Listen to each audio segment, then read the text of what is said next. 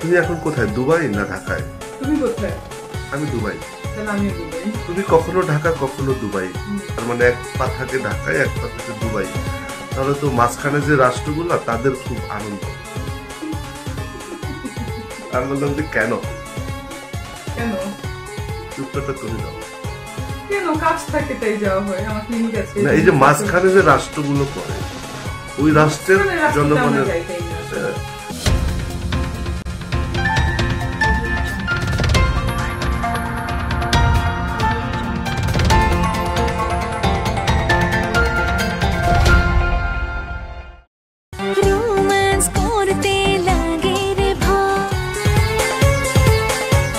Doctor হয়ে সবজি বিক্রি করতে চায়, কে এই মিষ্টি জান্নাত?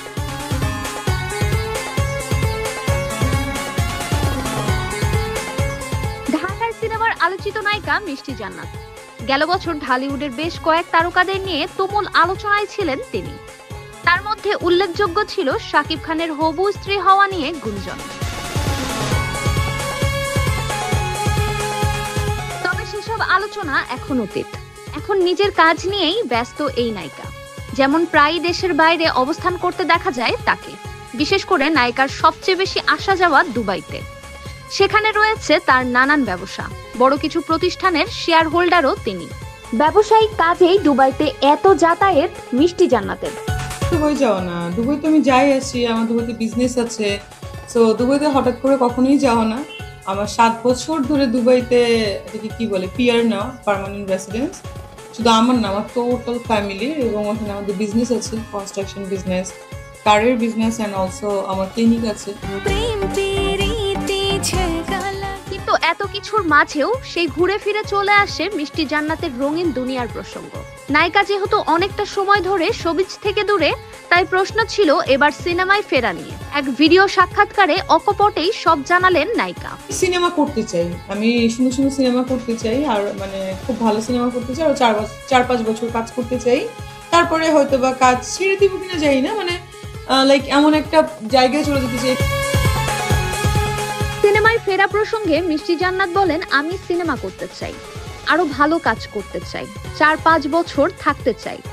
এরপর কাজ ছেড়ে দিব কিনা জানি না, তবে এমন একটি জায়গায় চলে যেতে চাই যেমন পাহাড়ে গিয়ে চাষাবাদ করব, কৃষক হয়ে যাব, সেখানে শাকসবজি চাষ করব। তখন আমি বলবো আমার পদবি ডাক্তার থেকে কৃষক হয়ে গেছে। লাইক এমন একটা জায়গায় চলে যেতে চাই পাহাড়ের কাছে, আমি এখানে হারভেস্টিং করবো, মানে চাষাবাদ করবো, আমি কৃষক হয়ে যাবো, ফার্মার। সো যদি কেউ বলে আপনি কি, আমি বলবো আমার ডেজিগনেশন ডাক্তার থেকে এখন ফার্মার হয়ে গেছে। অ্যাকচুয়ালি আই রেসপেক্ট ফার্মার, কৃষকদের। তো ওইখানে আমি হারভেস্টিং করতে চাই। আমি লাইক কি বলে শাক, মানে ভেজিটেবল শাক যেগুলো বলে বা টমেটো, এগুলো আমি উৎপাদন করবো, আমার খুব ইচ্ছা। কৃষক তো ভালো, কেন কৃষক প্রফেশনটাকে বাংলাদেশ অনেক ছোট করে থাকে।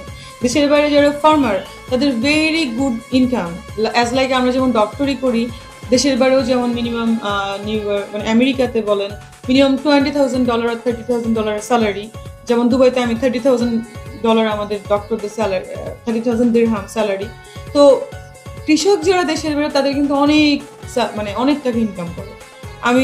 আমি এই কনসেপ্টটাকে চেঞ্জ করতে চাই যে কৃষক মানে খারাপ কিছু না। অনেকে বলে যে লাইক অনেক বড় বড় অফিসারদের বা মানুষকে শুনেছি যে আপনার ফাদার কি করতে, তারা বলে আমার ফাদার ফার্মার, মানে কৃষক ছিলেন। তো মানুষ দেখে এখানে পোস্ট দেয় ও কৃষকের ছিল বা এটা। তো আমি এই কনসেপ্টটা চেঞ্জ করতে চাই, মানে কৃষক মানে is a very good profession, এটা প্রেস্টিজিয়াস।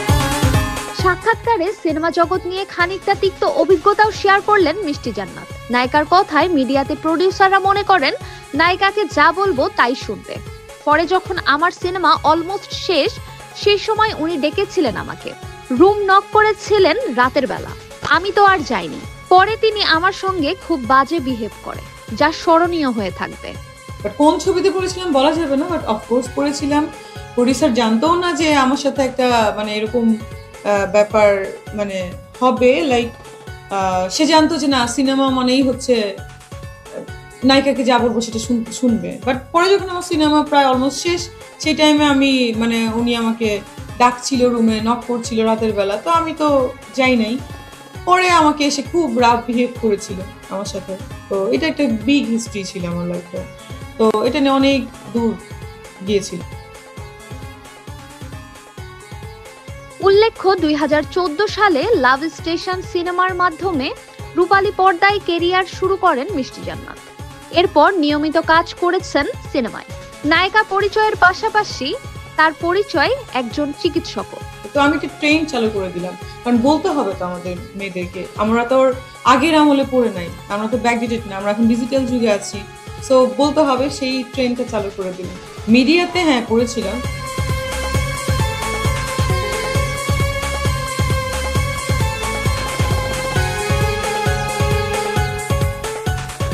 মিষ্টি জান্নাত, মিষ্টি জান্নাত, কি অবস্থা? খুব ভালো।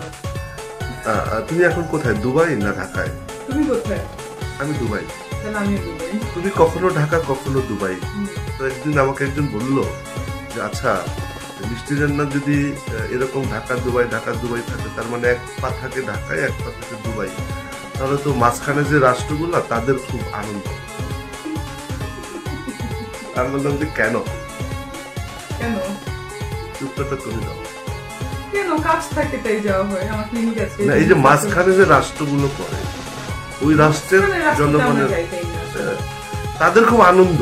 ভালো তো। এই আনন্দটা কেন? আমি যাই, আমি ওদেরকে মানে ক্রস করে ঘুরে চলে যেতেছি তাহলে। আচ্ছা, না এটার একটা লিজেন্ডরা বুঝবে আমার এই প্রশ্ন। তুমি তো শিশু, তুমি তো একটু আগে বলছো তুমি তো শিশু। না, আমি শিশু না। শিশু না? আচ্ছা, আমাদের যে ছোট ভাই এমন বলছিল যে দুবাইয়ের শেখরা নাকি শিশু পছন্দ করে না, তাই না? এই জন্য শিশু তো বাংলাদেশিরা পছন্দ করে। শিশুরা বাংলাদেশি বাংলাদেশি পছন্দ না।